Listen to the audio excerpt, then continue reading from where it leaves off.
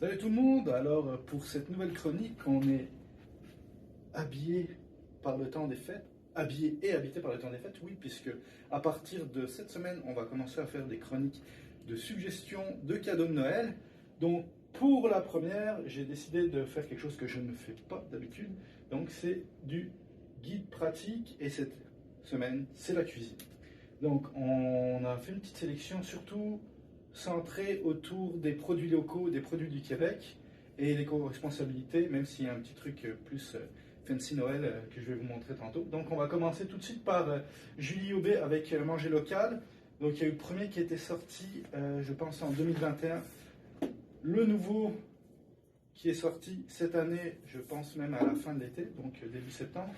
Donc Manger local, ce qui est vraiment bien avec ce livre de cuisine, c'est aussi un livre qui s'attelle aux saisons au Québec, parce qu'au Québec, on a encore des saisons, ce qui n'est plus le cas dans d'autres pays.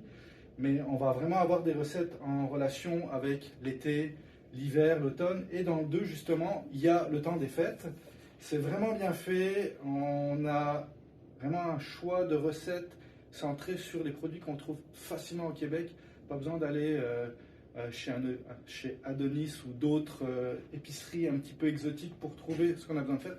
C'est vraiment bien, je vous le conseille fortement.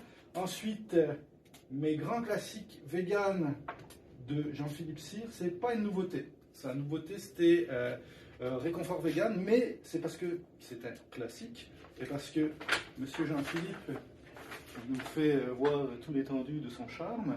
Mais c'est vraiment, vraiment bien. J'ai fait plusieurs recettes là-dedans, puisque moi, je suis quelqu'un qui est partisan de manger moins de viande. Donc c'est très bien, mes grands classiques vegan à acheter absolument. Si vous êtes vegan et même si vous ne l'êtes pas, c'est très bien fait. Ensuite, ça c'est pour nos amis comme Catherine à la coop. Donc Patrice Plante, qu'on ne présente pas, Monsieur Cocktail, avec tout sur les jeans du Québec. Très bien fait. On a vraiment un très beau, on dirait même dictionnaire, mais une très belle encyclopédie du gin québécois. Parce qu'il faut savoir qu'au Québec, on a d'excellents producteurs de gin. Je ne veux pas citer le nom, mais Kepler qui est pas loin, Roméo, Le Menot, c'est vraiment très bien fait. On a vraiment un travail sur les arômes. Que dire de plus? C'est très bon à déguster avec modération. Et pour finir, donc un truc un peu plus dans le temps des fêtes, les recettes des films de Noël. C'est très bien. Il y a autant des films américains que des films français. Malheureusement, pas de films québécois, désolé.